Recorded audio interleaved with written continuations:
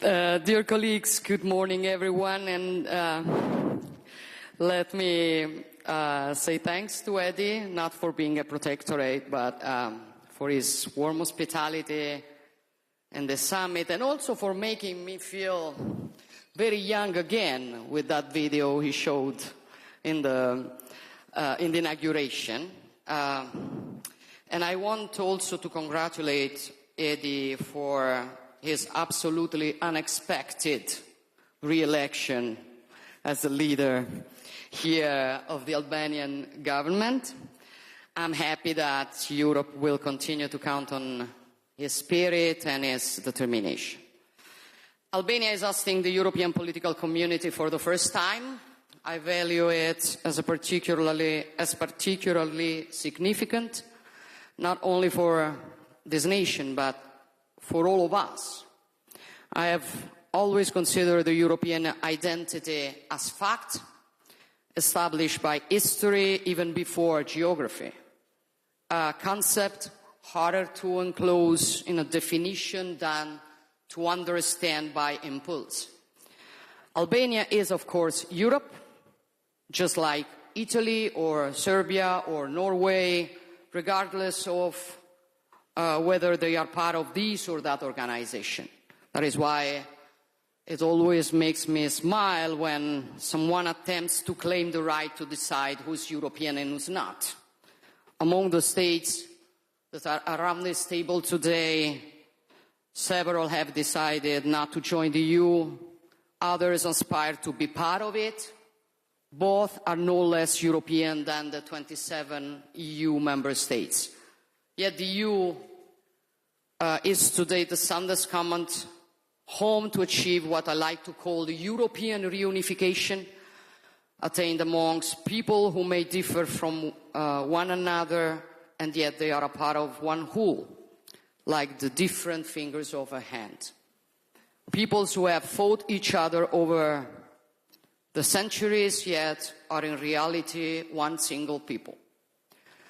Also, for this reason, being here today means taking a step forward in the historic process of reunifying Europe, because if we really want to build a new Europe in a new world,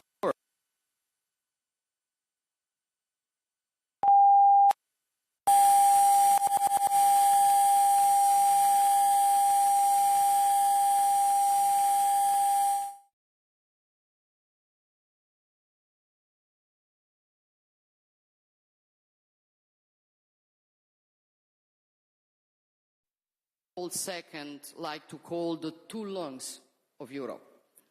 For this reason, Italy is committed in Brussels to asserting a strategic approach to the Western Balkans to take into due account, despite the complex challenges posed by the region, the need to provide these countries with a clear EU integration perspective. Of course, enlargement involves new challenges, but I'm convinced that the European integration of Western Balkans, as well as towards the East, is also a strategic investment on Europe's own security.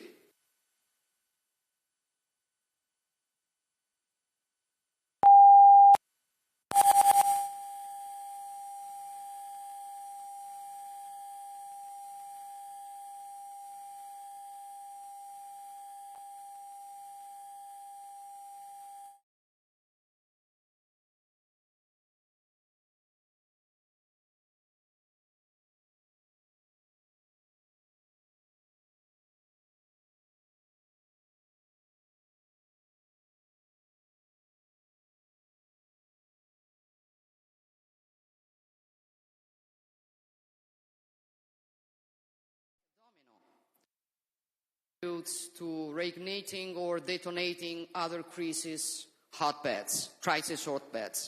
We have witnessed this in the Middle East, and not only there.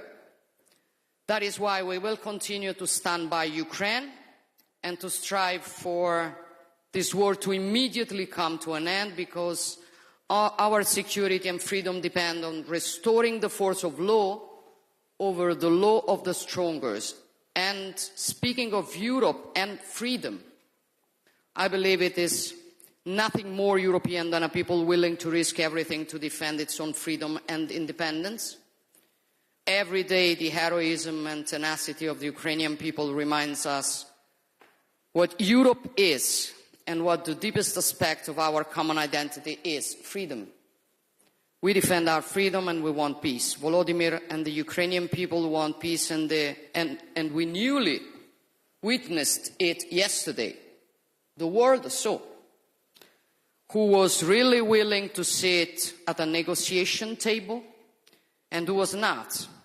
And this shows also with respect to certain propaganda who looks for peace and who doesn't.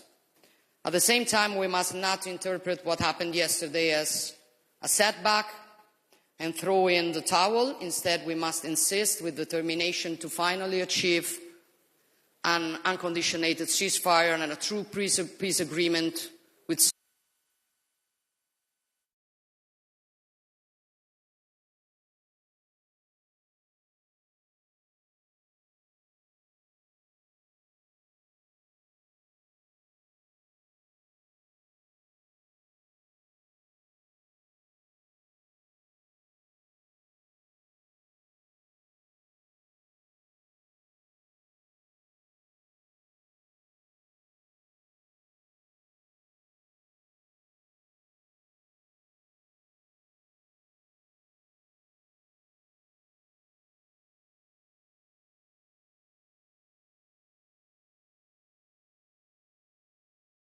European states, if not for protecting what we are and what we want to continue to be in the coming decades and centuries in such a fast-changing world.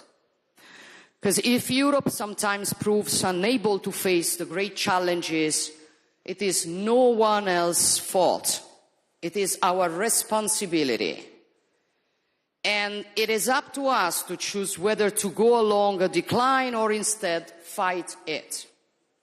And if we decide to fight it, first of all, we need to regain awareness, which is mainly awareness of who we are, what the European civilization is, of the great achievements it has accomplished across the history of humankind.